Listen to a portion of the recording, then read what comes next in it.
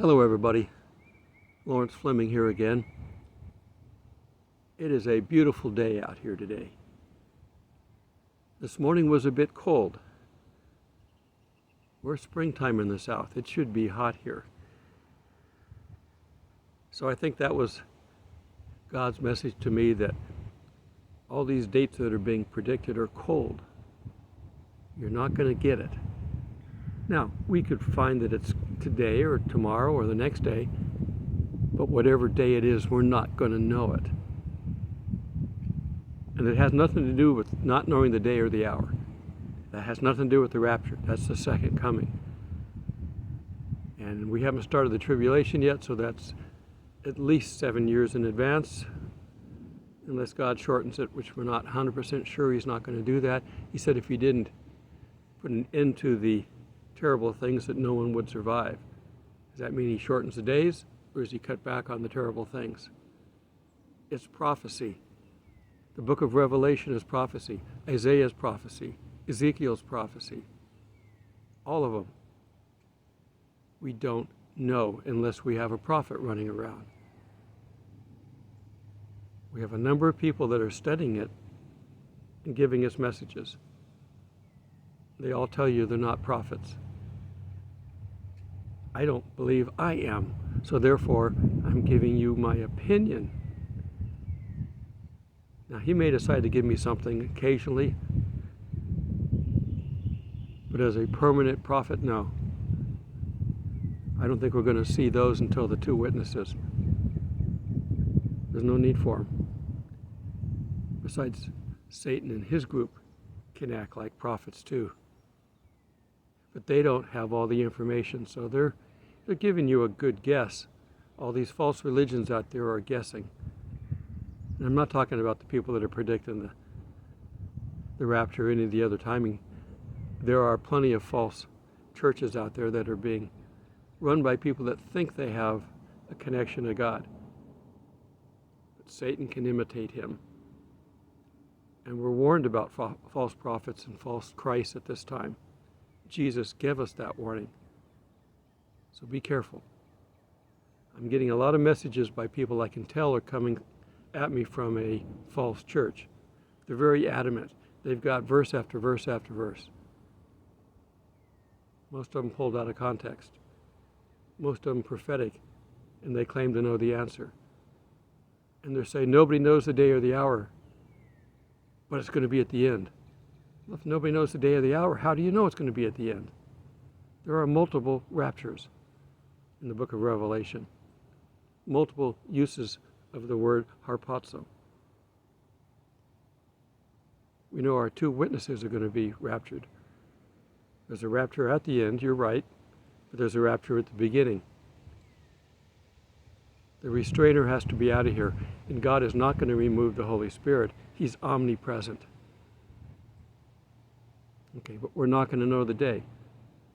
I keep telling people, and this is my opinion, why are we being raptured? Well, we know the two witnesses are going to be raptured because Satan's mad at them. They raised themselves from the dead after he killed them. That's taken away his credibility. So when they're raptured, Satan can just say that he just got rid of them. They're not going to be around to witness anymore, so he can say what he wants. But they're going to be raptured, otherwise they'd be killed again. It's like the religious leaders of Jesus' time. After he raised Lazarus from the dead, they plotted how to kill him again. They have no clue. Back then or today. Nobody knows what's in the mind of God except for what we have in the Bible. And that gives us characteristics, but it doesn't give us timing. We don't know when He's going to do things. We don't know what He's going to do. We can have faith that it's going to be for good, but we don't know when or where. So as I've said before, I think we're going to be raptured to get us out of the way of something fairly major at the beginning of the tribulation, so that the Antichrist can run around and do what he wants to do. I'm going to have the false prophet and Babylon and all the other stuff going on. All the stuff that we have stories on, we're going to know is going to happen, but we don't have the timing on it. And when we realize what the timing really is for our rapture, we're going to be snatched away before we can even tell anybody. I've had a few tell me that they've left tracts around and a Bible around and instructions for family members that haven't accepted yet. Frankly, if you've got a family member that hasn't accepted, they're probably sitting on the fence. They're getting the information from you and from others, and they know about it. They're just not willing to commit yet, but they're sitting on the fence. So frankly, if they make it through past the rapture and start seeing things happen, those seeds are planted. They're going to make a decision. So don't worry about them. Pray about them, of course, and have faith that your prayers will be answered. And then don't worry about them. Worrying about them shows you have lack of faith. So have faith that they're going to be saved. I've got family members in my past that I don't know about. That's concerning because there's nothing I can do. They're gone. But those in the future, if the power of God is so great, if you're praying for somebody, God's going to help. It's very simple. But there's millions of people out there where nobody's praying for them. Now, everyone's going to hear the word. But what you choose to do with it. Revelations 3:20, behold, I stand at the door and knock. If anyone hears my voice and invites me in, I will come in and eat with them and they with me. He just needs the invitation. It's a very simple thing, yet people still reject it. They think that they're going to become a crazy person because that's what the world calls Christians. So they're hanging out with too many people in the world and have that opinion formed. Well, the opinion's going to change here in a little bit to crazy, murderous, destroying everybody, hateful. When the Antichrist starts coming out with his checklist, they're going to be killing Christians and Jews all over the world, not just in the Holy Land. But we'll be gone, at least for the most of it. We might catch a very small piece of it in the beginning, because it's going on right now. But God will protect us through all this, and if not, anybody who's martyred for Jesus is going to have extra cake when they get there. Anyhow, don't lose hope, don't lose faith in what's coming. The rapture is coming, as well as everything after it. Keep telling people. They have to have something to remember when we're gone. I do my videos because I enjoy talking about God, and this gives me a chance to leave something, hopefully for a long time. I need to start moving my videos over to these other platforms just so that they'll be there. But how much of those are going to remain either, I don't know. Telegram, Rumble, some of these other platforms, I've already put some up. But the problem I'm having right now is bandwidth. I'm trying to upload my video for tomorrow, and I'm being throttled, which means they restrict how much you can upload. My videos are roughly 3 to 4 meg in size, because I don't try to put up 4K, I'm just doing 1080. And because of that, right now it's been about 4 hours, and I'm about a third of the way through. It might start picking up. When it gets evening, I do get a little bit better bandwidth for those of you that try to do this. And it includes watching videos. I can't watch as many videos as I like for the same reason. I guess I'm going to have to look into some portable satellite. I've had them before, and I'm well aware with how satellites work. I've used, like I said before, my kids hated them because of the lag time. The satellite may be, fast communicating, but they're tens of thousands of miles away depending on where they're located. The direct TV satellites are basically over Texas. So if I'm getting them over here, I have to point my antenna at an angle to pick them up, and it doesn't like trees. So you got to be out in a field or someplace where there's no trees. In Georgia, that's not very many places, in North Georgia. But it'll work out. I've got places where I can go. I can go to a Starbucks, or some of the donut shops have free Wi-Fi. And I'm going to have to do that because I finally, I think, reached my limit where it's just not going to let me upload. And I want to be able to download too. I want to be able to watch what's going on more, not just look at printed images. I can usually download a printed image pretty quick, a newspaper article or something like that, something on Facebook pretty quick. But YouTube is it's high size and it takes a lot of bandwidth. When YouTube has started monetizing my channel, so I had to go ahead and sign up. I'm not going to let them have the money.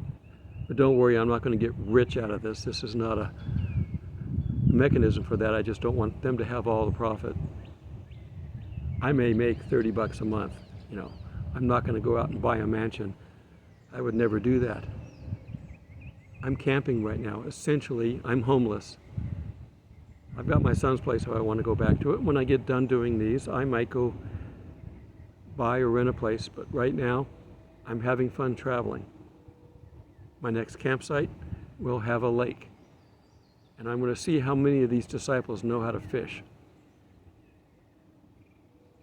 I got to go renew my fishing license because I haven't renewed it since the Big Sea started, and they shut everything down. We can go around outside without masks now, so that's a good deal, and even on airplanes and transportation. So they've realized they reached the end of this gimmick. So be ready for the next one. It's not very long for our election year. Notice how many Democrats are campaigning. That seems awfully strange that nobody is. It's a shoo-in with Biden. Everybody loves him. He's got the highest rating ever. No, I'm not looking to go work for Babylon Bee. But I could with statements like that. Okay. Don't worry about friends and family. Just keep praying for them. And God will go out of his way. And if you know them and they're just good, normal people, don't worry about them. He'll get to them if he hasn't already. Maybe they've already made the decision, just don't want to talk about it. So don't worry. I can't play the song because of copyright, but you know, don't worry, be happy. The one that Robin Williams worked in. Oh, and thank you for everybody that reminded me of the names I couldn't remember. Orson Welles, H.G. Wells wrote The Time Machine, and I should have known Orson Welles, but I kept getting Wells in my head, and I'm going, no, it's not that one. And it just wouldn't connect. Senior moment. And I'm trying to decide what to do about my gray beard. I'm not working right now, so I could let it grow. When I get done, maybe they need a homeless person. I'll look like one. I might shave it tomorrow, who knows. After a while, beards get annoying. But shaving every day gets annoying too. So forgive me if I don't always look the same. It's been my profession for a few years, so I'm used to it.